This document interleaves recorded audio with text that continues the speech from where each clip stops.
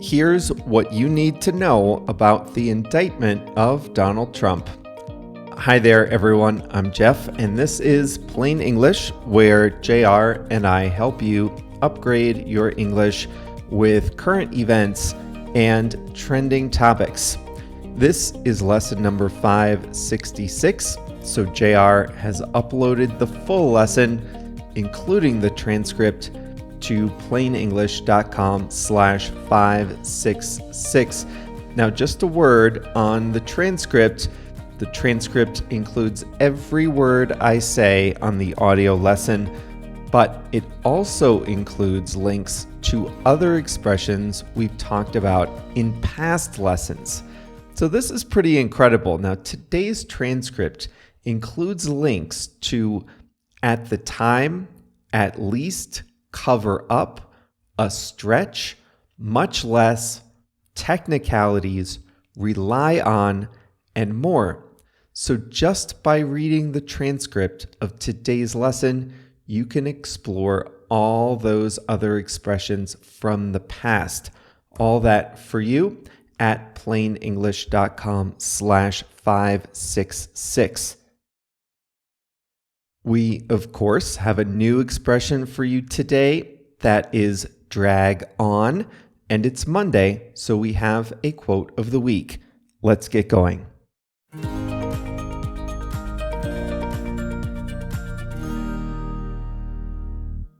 To his very long and unimpressive list of firsts, Donald Trump can now add one more. He is the first former American president to be indicted. Here are the charges. Donald Trump has been accused of falsifying business records. The indictment goes back to events that happened in 2016 when Trump was first running for president. Stephanie Clifford is an adult film actress who goes by the name Stormy Daniels. The charges say that in 2016, Stormy Daniels was preparing to go public with a story that she had an affair with Trump in 2006. The Trump campaign believed at the time that this story would have hurt his chances in the 2016 election. So one of Trump's lawyers paid Stormy Daniels $130,000 to keep quiet about the affair. She took the money and didn't say anything, at least not right away. After that, Trump reimbursed his lawyer the full amount and more in small payments in 2016 and 2017. He called those payments legal services, and they came from his business.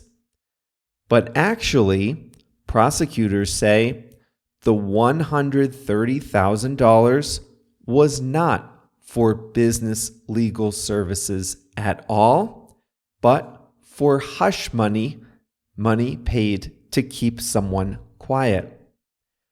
It may be unseemly, but it's not illegal to pay someone to keep quiet about having done a legal thing. And so Trump is not being charged with paying Stormy Daniels to keep quiet. Instead, he is being charged with falsifying business records with the intent to deceive. The crime, prosecutors say, is that he changed his business records. He said the payments were legal services when they were really hush money. He changed his business records to conceal another crime. This is important because ordinarily falsifying business records is a very minor crime that rarely carries a serious punishment. But New York law makes this a felony, a serious crime, if lying on your business records was done to cover up another crime.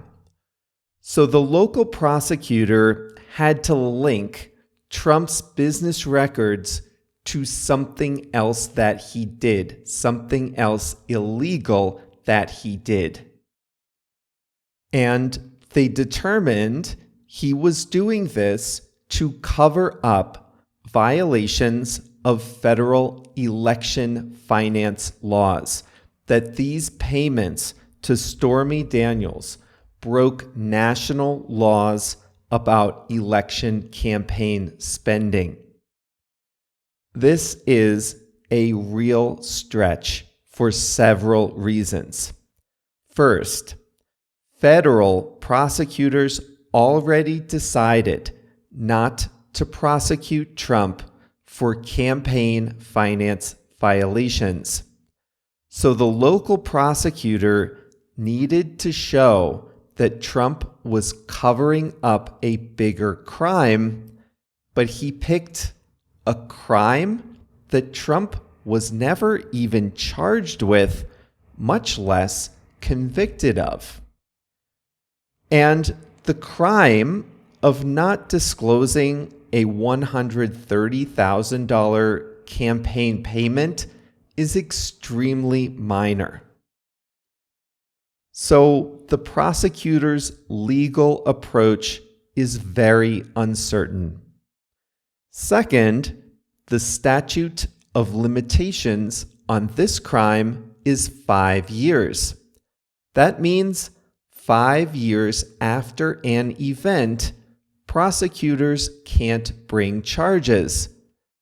The last Trump payment was in December 2017, more than 5 years ago. But New York law sometimes allows the clock to stop on the statute of limitations when a person is out of state and Trump has not lived there in years. But this argument is also uncertain. Third, the prosecution's top witness is Trump's former lawyer, Michael Cohen. But Michael Cohen is a problematic witness. In another case, he pleaded guilty to totally different campaign finance violations, and he pleaded guilty to lying to Congress. So the prosecutor is going to rely heavily on someone who has already been convicted of lying. Trump's current lawyers will pounce on this, arguing that Michael Cohen has no credibility as a witness.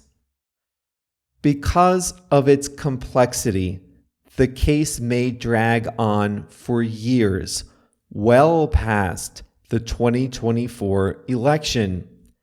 It may ultimately be decided by the U.S. Supreme Court, or it may not. It may end with a whimper if a New York judge dismisses the case early. Many legal experts, including many Democrats, think these are legal acrobatics. Very thoughtful, measured lawyers, people who are not in Trump's corner. They describe this as exceedingly uncertain. That is a polite way of saying that this is an aggressive prosecution. Trump is also being investigated for several other crimes, including his role in the violent Capitol protests in 2021, his attempt to falsify election results in 2020, and his handling of classified information after he left office. He's being sued by the Attorney General of New York State for fraud, by an author who accuses him of sexual assault, and by others. So Donald Trump is in serious legal trouble. But this prosecution looks like the weakest of all the cases against him. Trump's supporters will be justified when they object, saying that he's being singled out for prosecution.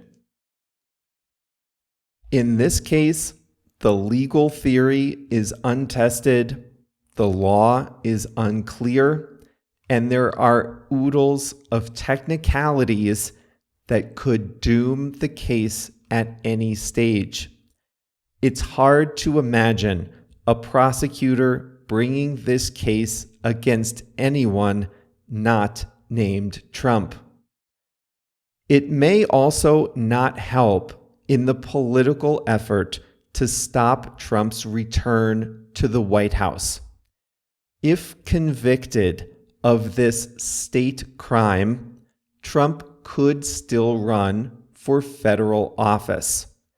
It puts Trump back on the top of the news agenda right when the country was starting to tire of him, and right when his own party was starting to take tentative steps away from him. And it's unlikely to change voters' minds about Trump. They already know him, flaws and all. For better or for worse, a large percentage of the electorate still loves him. If anything, this prosecution will let Trump continue to play his most favored role, that of the victim. His campaign got $8 million in donations in the days after his arrest.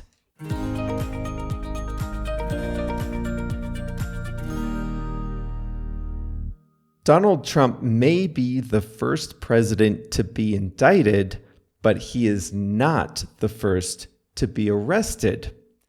In 1872, Ulysses S. Grant was stopped in Washington for speeding, not in a car, but for driving his own horse-drawn carriage too fast. A police officer recognized him and let him off with a warning, telling the sitting president that his speed was putting pedestrians' safety at risk. But the next day, he saw Grant speeding again, and once again, he stopped the speeding carriage. Here's what that arresting police officer said. He said, "I am very sorry, Mr. President, to have to do it, for you are the chief of the nation, and I am nothing but a policeman. But duty is duty, sir, and I will have to place you under arrest." They then rode together in Grant's carriage to the police station.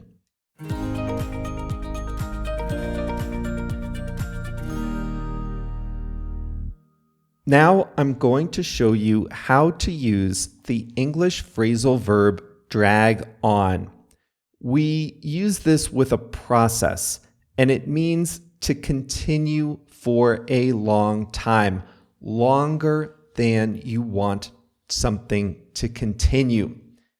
The number one most popular way to use drag on, in my personal experience, is with meetings.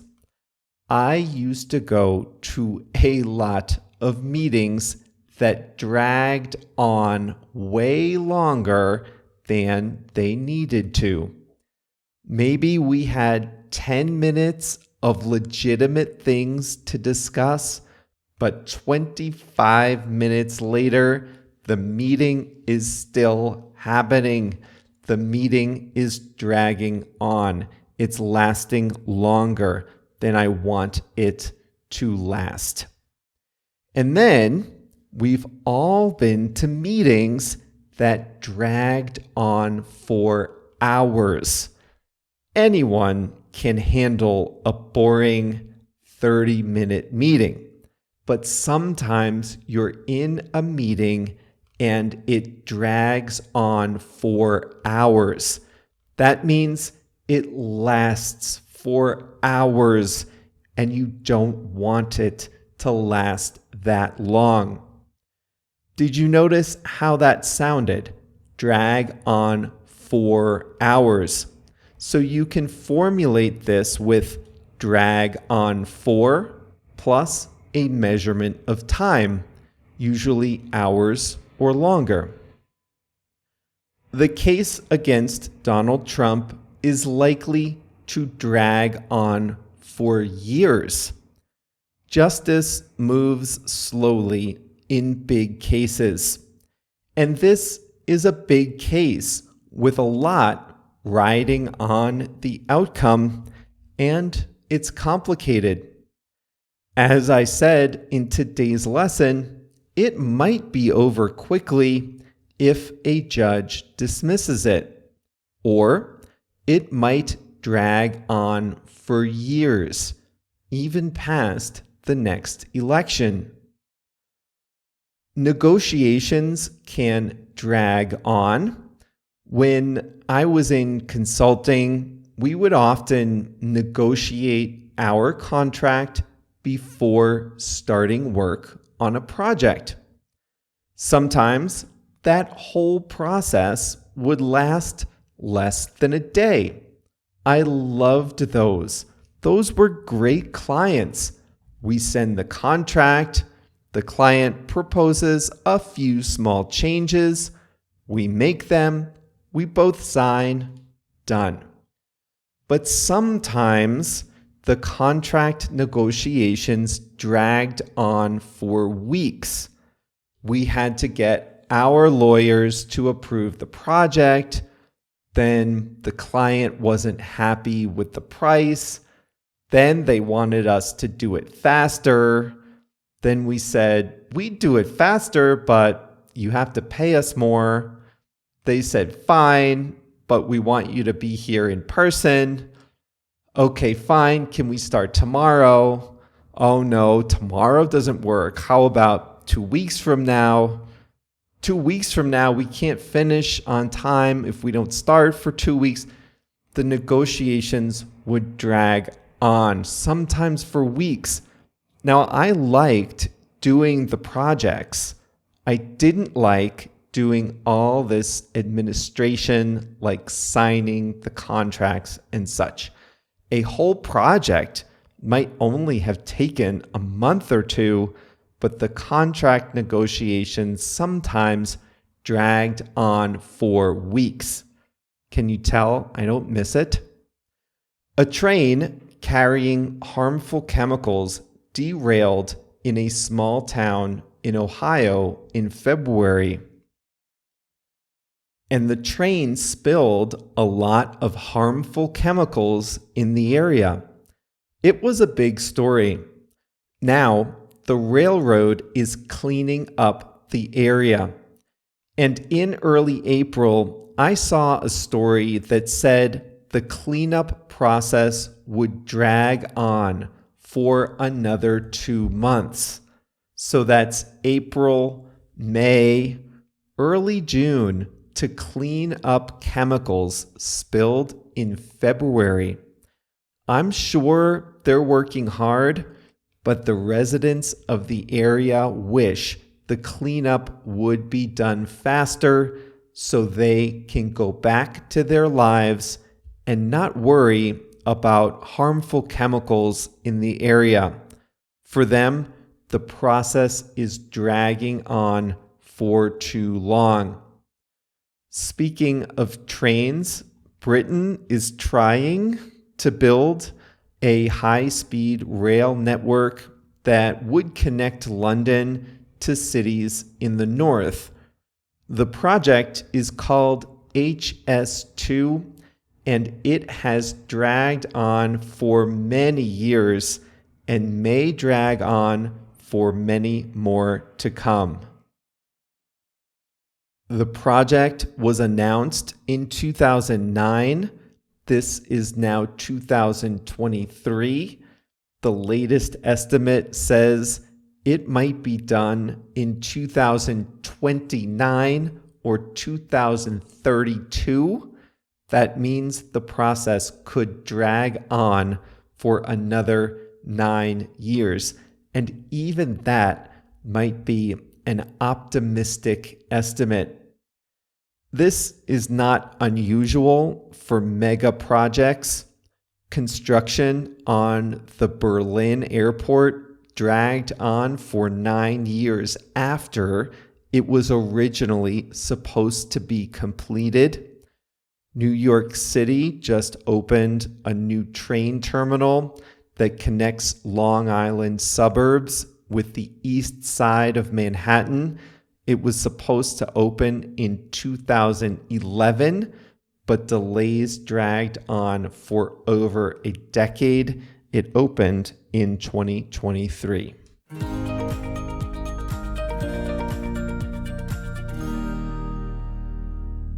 Today's quote is from Henry Ford. He said, "Quality means doing it right when no one is looking."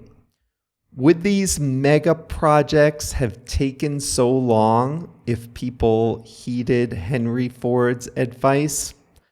Quality means doing it right when no one is looking. I don't know. I think people are far, far more worried about how they appear than about how a big project might be completed on time. And that is all for today's Plain English. Congratulations on reaching the end of another lesson. This was a confusing one. It was confusing for me writing it, but you guys can follow complex ideas in English. We're not afraid of that here. Hey, if you haven't checked out our Instagram page, please take a second to do that. Your comments and reactions really do help other people find us on Instagram. So look for us on there at Plain English Pod. The next lesson will be delicious on Thursday. I'll tell you about America's #3 fast food restaurant chain by sales and its plans to expand to Europe and Asia. If you're in Europe or Asia, you are in for a treat if this restaurant chain opens in your country. Wait till Thursday. I'll tell you what it is, and I bet you'll be surprised. See you then.